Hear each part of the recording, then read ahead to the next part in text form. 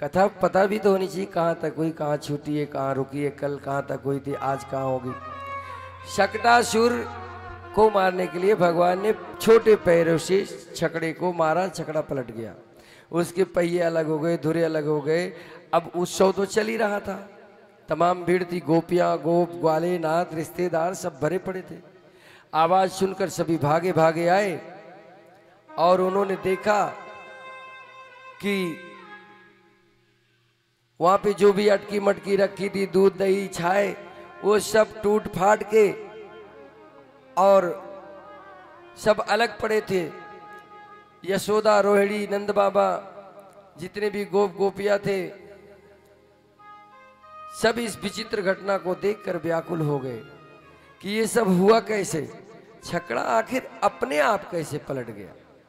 है ना एक मजेदार बात। लोग कह रहे कोई अनहोनी तो नहीं है भाई। कुल मिला के यहां खाली कन्हैया है, वो भी 4 दिन का, और ये छकड़ा इतनी तरह बुरी तरह पलट गया, इसका पहिया निकल गया, धुरा टूट गया, सारी मटकियां फूट गई, सारे माखन बिखर गए, दही चाय, ये सब हुआ कैसे। तो उसका कोई कारण निश्चित नहीं कर पाए वो,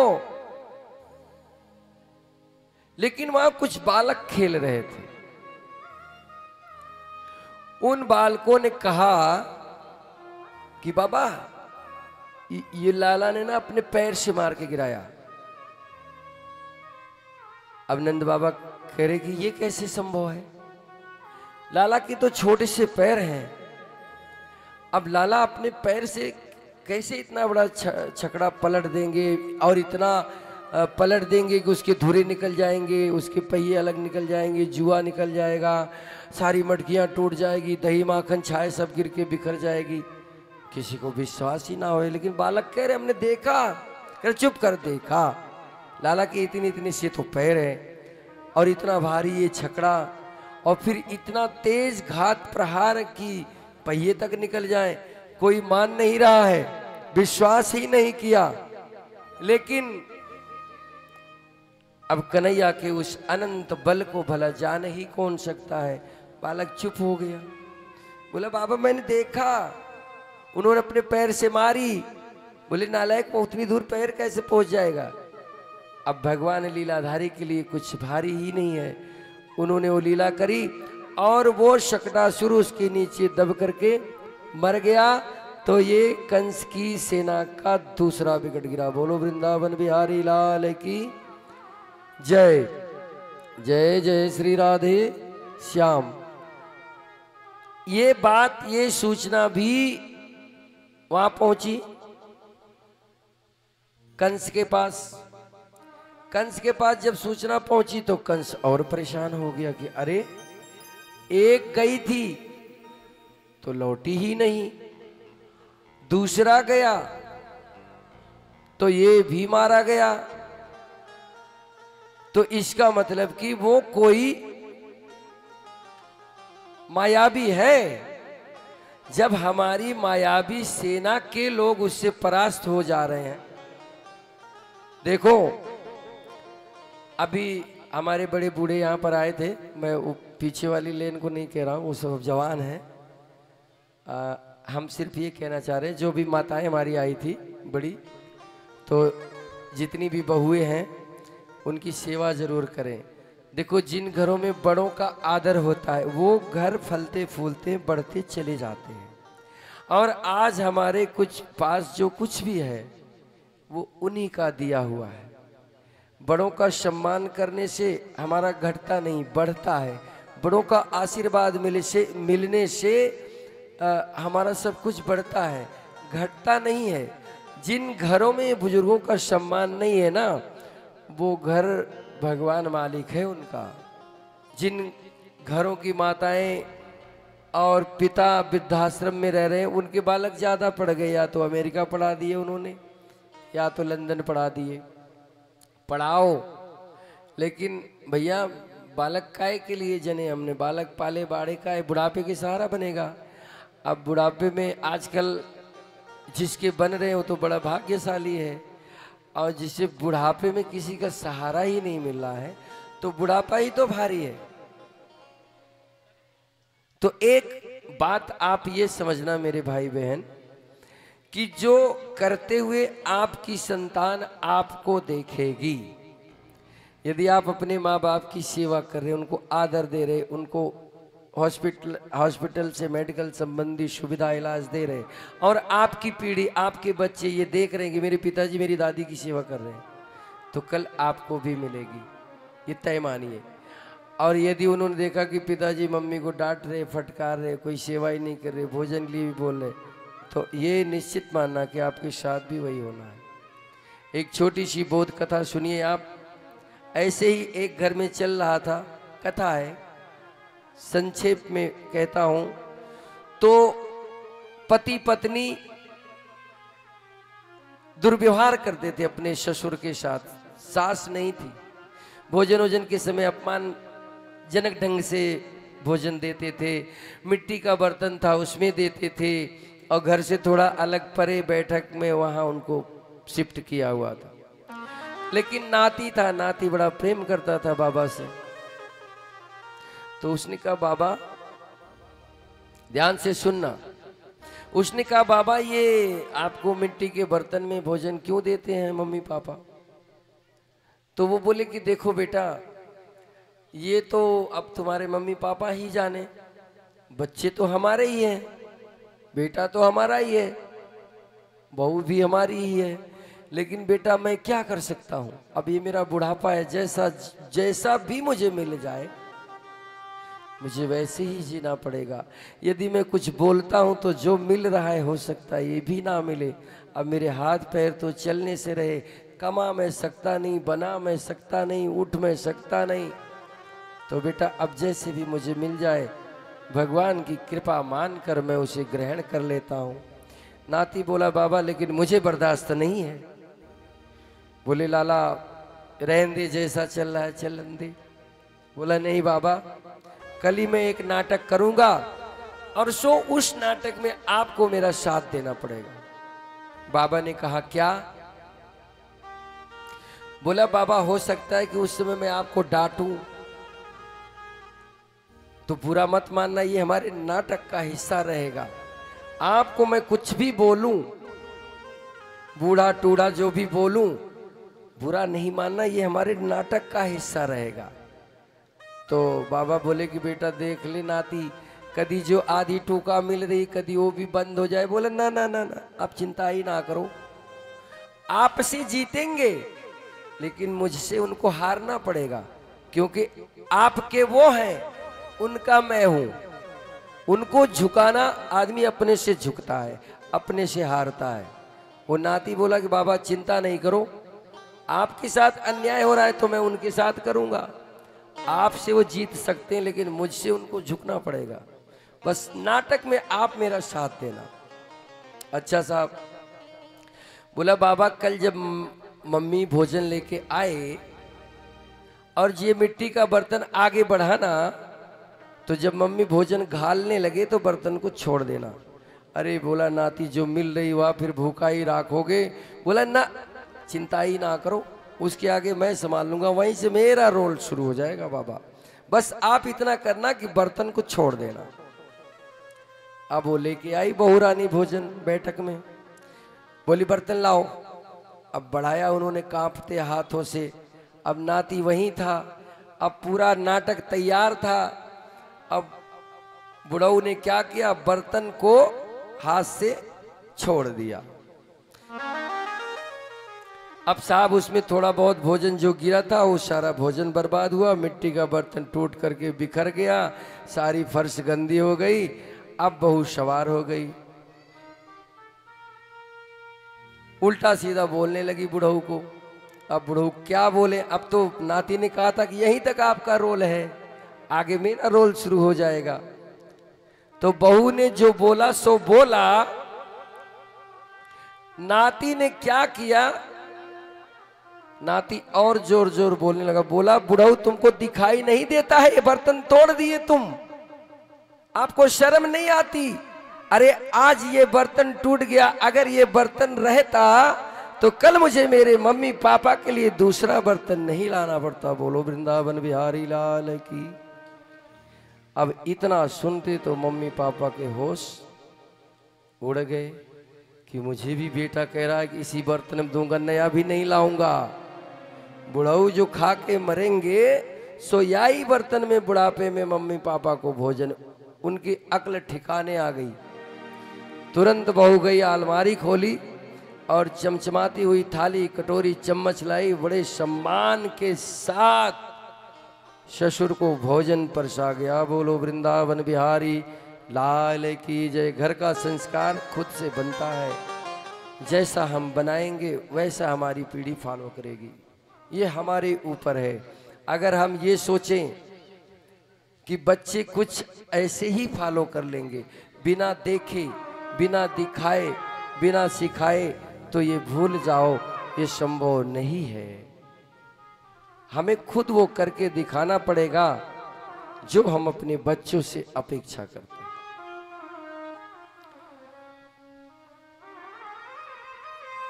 आगे बढ़ते हैं कथा में।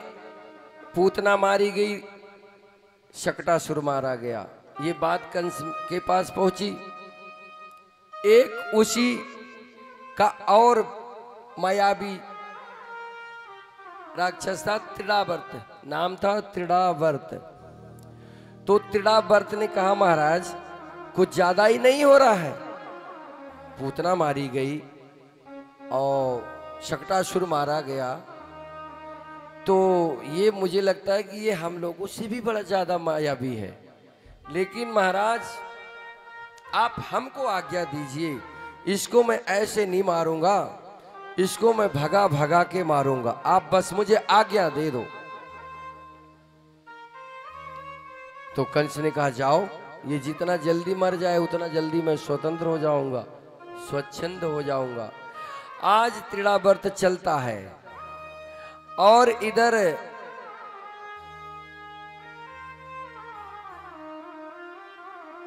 आंधी के रूप में आता है।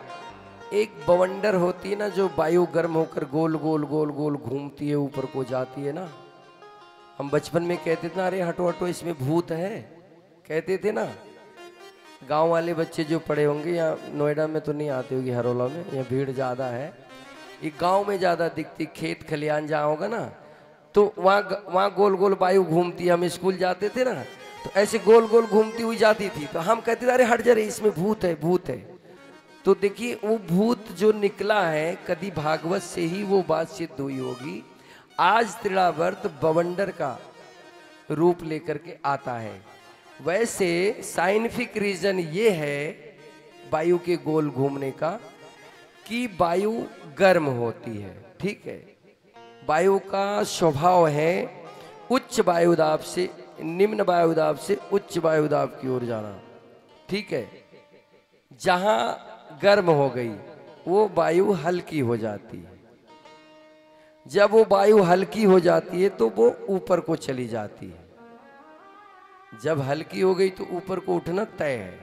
यहाँ स्थान रिक्त हो गया, तो जहां ठंडी वायु है वो ठंडी वायु इस स्थान को घेरने के लिए दौड़ पड़ती है। हवा के चलने का साइंटिफिक रीजन ही यही है। ये तापांतर के कारण चलती है, ताप में अंतर के कारण। ये भी भगवान का विज्ञान है। भगवान के विज्ञान को समझना ही बड़ा भारी है, बहुत भारी है, असंभव है। ऐसा ऐसा विज्ञान उसने रच रखा है। वायु हमेशा तापांतर के कारण चलती है, उच्च वायुदाब से निम्न वायुदाब की ओर। जो हवा गर्म होगी ऊपर जाएगी, खाली होगा स्थान, ठंडी वायु उसको घेरने के लिए दौड़ती, इसी के कारण वायु चलती रहती। बोलो वृंदावन बिहारी लाल की। सब ऑटो है, भगवान के सारो सिस्टम ऑटो है। हम लोग आज एक बल्ब बना के, एक स्कूटी, एक मोटरसाइकिल, एक कार बना के खुश होते हैं। भगवान सब जानते हैं। अगर आपने स्कूटी बनाया तो लोहा कहाँ से आया? भूगर्भ से, खदान से। तो भगवान जानते थे कि धरती में दबा के रखो तभी तो ये जाएंगे, खोदेंगे, निकालेंगे, ढालेंगे, गाड़ी बनाएंगे, स्कूटर बनाएंगे। भगवान पहले ही जानते थे, पहले ही आपको वो चीजें दे गए, रॉ मटेरियल्स। मैंने माना कि गाड़ी हमने आपने बनाया, रॉ मटेरियल्स तो सारे परमात्मा ने दिए। अगर परमात्मा हमको धातु नहीं देता खदानों से, तो क्या हम आज गाड़ी में चलते?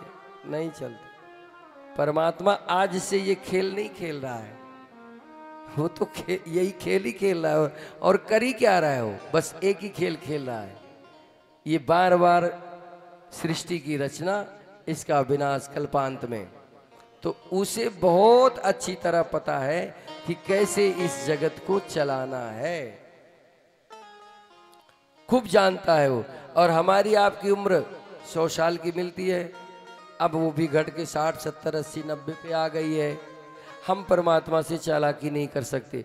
परमात्मा सबसे ज़्यादा चालाक है, लेकिन हम परमात्मा से भी चालाकी करने की कोशिश करते हैं, ये गलत है। परमात्मा के सामने जब भी जाइए निश्चल मन से हाथ जोड़िए, जो भी अच्छा बुरा, कमी बुराई, कम है ज़्यादा है नहीं है, भगवान से कह दीजिए। एक भगवान से तो साफ रहिए, कोई भूल भटक हो जाए तब भी भगवान से बता दीजिए। त्रिणावर्त आज आता है वायु के रूप में गोल गोल घूमता हुआ। ओम त्रिणावर्त शांतरयो बाल्यारूप धरोहरन कृष्णम नभो गतो गंतुम नासवनोद भूरि भार भृत। बवंडर के रूप में आया। उसने ये सोचा था कि पूतना स्तन पिलाते हुए मारी गई, तो पूतना उसकी पकड़ में थी इसलिए मारी गई। त्रिणावर्त ने शकटासुर ने जो प्रयोग किया वो भी मारा गया। मैं कोई और प्रयोग करता हूं। उसने भगवान को उठा लिया, शयन के जो उनका वो था पालना, बाउंडर आई और इतनी झोंके से आई कि भगवान को उठा ले गया त्रिणावर्त, उठा करके और आकाश मंडल की तरफ उड़ गया। बोलो वृंदावन बिहारी लाल की जय। उड़ गया साहब, लेकिन अब जब उड़ गया तब भगवान ने दूसरी लीला पसार दी। बोलो वृंदावन बिहारी लाल की जय। वो तो भगवान को 1.5 फीट का देख रहा था, 1.5-2 किलो का, 2.5 किलो का, 3 किलो का। अब भट्ट आया, झट उठाया, फुरफुराने लगा।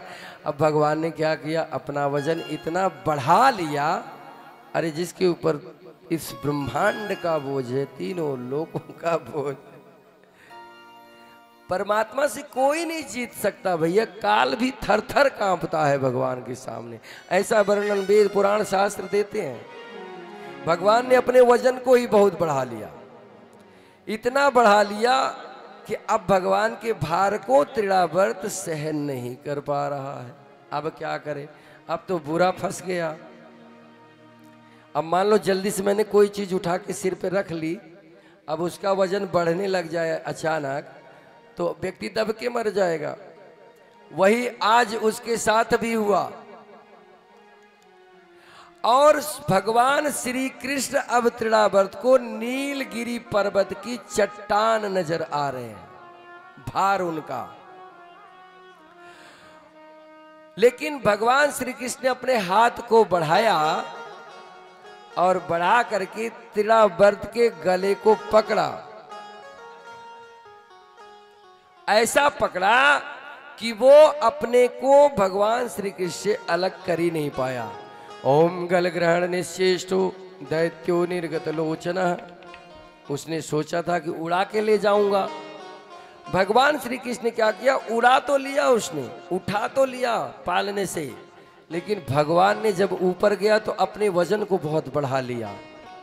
अब वजन बढ़ाने से वो उसकी सांस फूलने लगी। अब वो क्या करे, थकने लगा। अब जब भगवान ने देखा कि इसका वेग बिल्कुल शांत हो गया, कम हो गया, भगवान ने धीरे से हाथ बढ़ाया, गले को पकड़ लिया। बोलो वृंदावन बिहारी लाल की जय। जय जय श्री राधे श्याम। कोई मरना चाहता है, हैं? इस संसार में कोई मरना चाहता है? कोई नहीं मरना चाहता, लेकिन मरता हर कोई है। काल से कोई बच ही नहीं सकता। भगवान काल पुरुष है, वो काल पुरुष। तिड़ावर्त के गले को भगवान ने पकड़ा और तिड़ावर्त का बोलना बंद हो गया। अब ना वो बोल पा रहा है, ना वो सांस ले पा रहा है। और भगवान ने क्या किया कि उसके गले को जोर से दबा दिया और तिड़ावर्त की आंखें बाहर निकल आई और तिड़ावर्त का सारा नाटक धरा का धरा रह गया।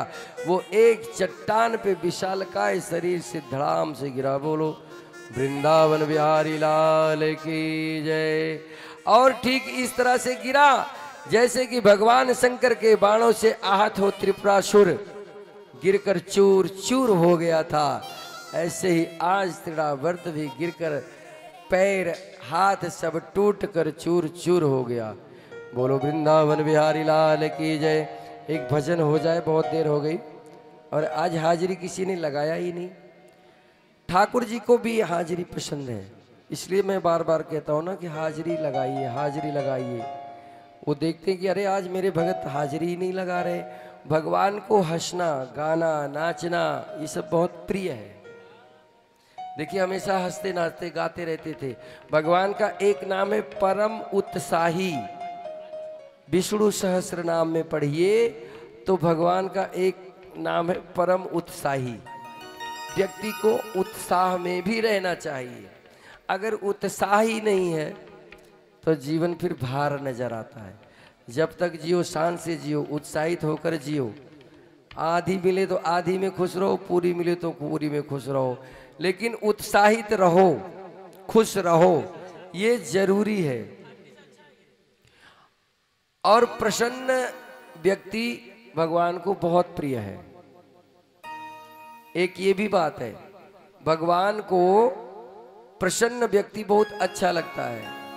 इसलिए कहते हैं कि भगवान जैसे भी रखे उसमें आप प्रसन्न रहिए।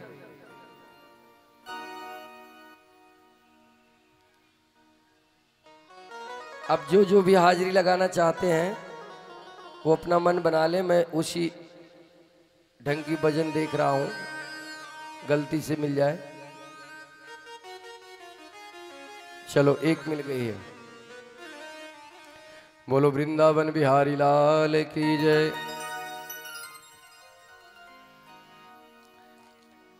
भैया थोड़ा हमारा हारमोनियम का माइक खोलना प्रभु।